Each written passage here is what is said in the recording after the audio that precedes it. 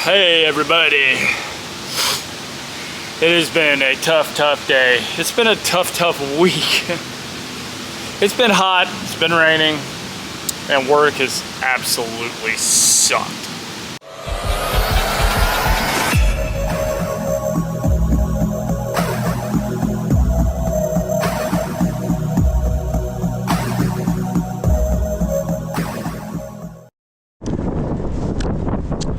I feel sick. Yeah, I think it's what I ate for lunch. Oh, my stomach, it is a rumbling, and I don't feel so good right now. And it's blisteringly hot out right now. The humidity sucks. Yeah, guys, it is getting very difficult. I'm sorry I haven't been posting a lot. I've been getting the crap kicked out of me. I've been just suffering big time. And this job is getting worse and worse as time goes on. And I put myself in danger to get here every single day, especially some of the roads I have to ride and the distance I have to ride to get here. And a lot of times I'm just kind of wondering if it's even worth it. Is it even worth it? I mean, it pays okay. It pays pretty good for the area, I guess. But it's just not worth dealing with all the crap that I have to deal with on a day-to-day basis. We just got this guy in. He's supposedly from Tennessee. He came down here to help for the week. I'm usually a pretty laid-back person for the most part. I mean, I do get irritated from time to time, and it's usually from stupidity, people being dumb, people being rude and inconsiderate and things like that. Most of the stuff that I face on the road, you know, when I'm riding down the road on my bicycle and I nearly get killed by some driver, that irritates me. But, you know, I usually have this live and let live kind of way about me, you know. I don't bother you, don't bother me. I come to work, and for the most part it is that way. But this guy that they brought up here to help out, oh my God, dude, I have never met such a douchebag in all my life. This guy is a complete, utter douchebag. He was jumping down my case, getting all persnickety about everything. And I'm just like, dude, what is your problem? He kept making snide comments here and there about our shop and about how we do things and about just a bunch of stuff that he knows nothing about. Ooh, nice and windy. Let's turn away from the wind for a little bit. Yeah, my friends, it's getting really tiring coming in here on a day-to-day basis. I've been really just like, I just don't want to do it anymore. I'm getting older, and as I get older, my tolerance for BS and bull crap and all the craps you can possibly think of, it's getting less and less. I'm getting to that age where, you know, I have more years behind me than I have in front of me. And sometimes I just wonder, you know, I could die 6 years from now or 5 years from now, or 2 years from now, or tomorrow, the way these drivers here drive. But I just ask myself, is this what I want to continue doing for the rest of my life? And then just die and that'll be the end of it? I know I shouldn't complain, and I know a lot of people are like, you're just complaining. You should be thankful that you have a job and you have all this other stuff. And it's like, guys, it's not the job that I have a problem with, it's people. Anything that has ever been a problem in my life has always involved people. People are what make life miserable. They're the ones that make life miserable. My job doesn't make life miserable. It's the people that work at the job that make life miserable. Guess I better watch it. I'm gonna get hit by a car or something. This industry that I work in, and I'm only gonna speak for the industry that I'm working in right now, even though I'm sure this is very similar in a lot of blue collar trades, it's dirty. It's not very pleasant to work where I'm working. It's dirty, it's hard work. You're out in the elements a lot. Even though I'm lucky, we have a building. A lot of sites don't have a building, and they always point that out when they come and visit our site. But even so, we have a building, yeah, it's nice, but we're out in the elements quite a lot too. Okay, we're out in the heat, we're out in the rain, we're out in the snow quite often. I was in the snow quite often last year, even in the really, really cold temperatures. It's not fun. It's kind of miserable in a lot of respects. A lot of guys, especially younger guys that are just hitting the workforce, they do not want to go into industries like that because it is unpleasant.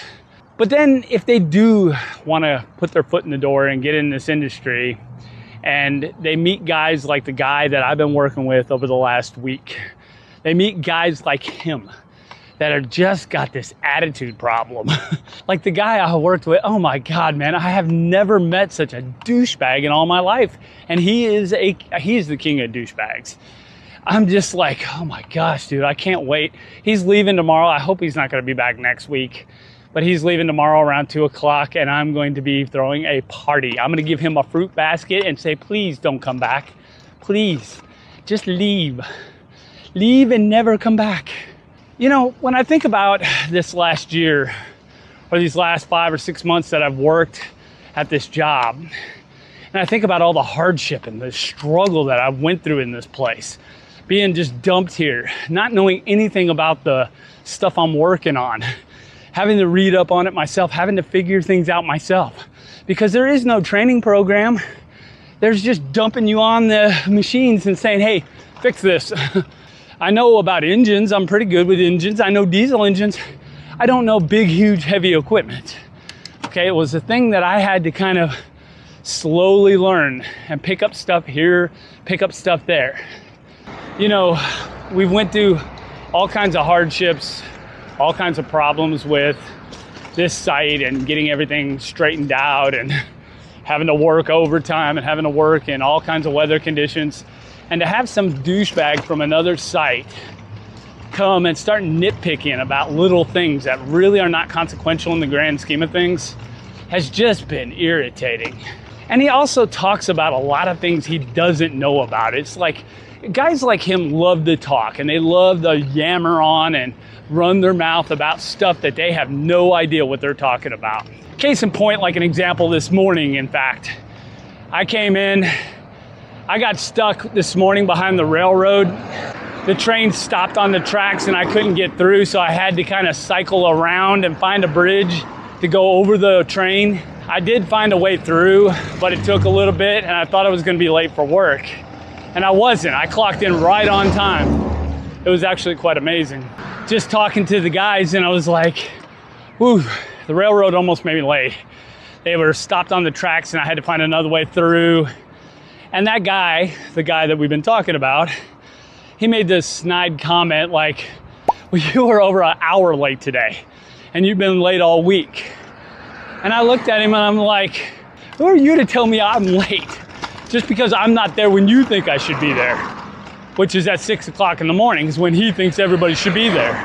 But see, there's an example of him talking about something he doesn't know anything about. He doesn't know nothing about our schedules, but he automatically just assumes I'm late. Now, the problem with guys like him, they run their mouths off a lot of times. You know, they're always constantly going on to the bosses and saying a bunch of crap behind people's backs. He probably was talking to the bosses going, oh, he's late every day. I tend not to get mad about what people say, but I do get irritated sometimes when they're being completely unreasonable. God, the mentality of some of the people that work in the heavy duty industry. I used to wonder why younger people weren't getting into the industry, and I now know why. Because they're treated horribly by guys like him. Guys like him who think they're all high and superior. He's what we used to call a corporate suck ass.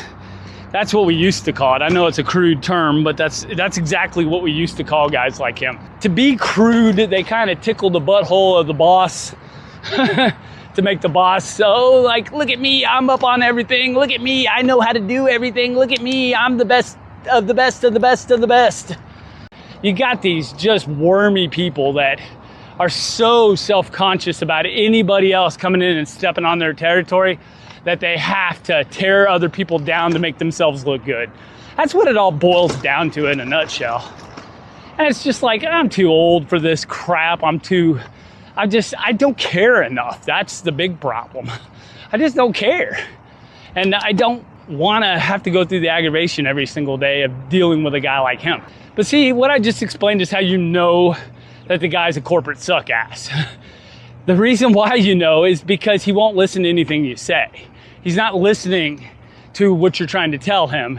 He's just trying to make it out like you're not doing something and that he's got to come in and help fix it so that he can ingratiate himself to the upper management area and maybe get a promotion or maybe look like the superstar of the company. That's what these guys do.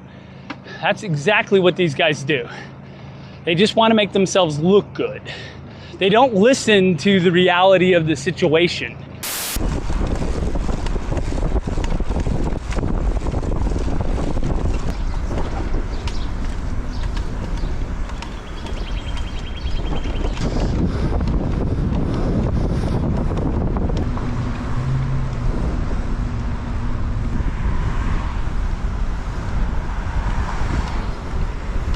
All right, I'm back over on the Indiana side. Stopped and got myself a drink. Yeah, like I said earlier, you know, it's really difficult getting to work and back every day from here. And a lot of people wonder, well, why don't you just camp closer? And that's because Kentucky has a lot more strict rules against camping. I'm not saying that Indiana doesn't have rules, they do, but they're not, I mean, I saw like tents up by the river by homeless people, and they'll be up for a couple of days by homeless people. And, you know, basically police will eventually come and tell you to move on or tell them to move on. I never camped down there. But over in Kentucky, I was watching news reports from, you know, a couple of years ago and then all the way up to present day time. And they were actually giving $100 tickets to people who are camping in the city, giving hundreds of dollar tickets to homeless people who can't pay the tickets. I don't know. I don't like Jefferson County, where, you know, they're just, to me, they're like scummy, and I don't want to have nothing to do with that.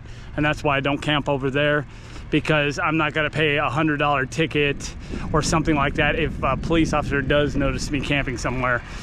I don't want to be messed with either. Over here, there's a lot of places where you can go out of the way and find some place to camp down for the night or whatever, and people will leave you alone for the most part. Hey everybody,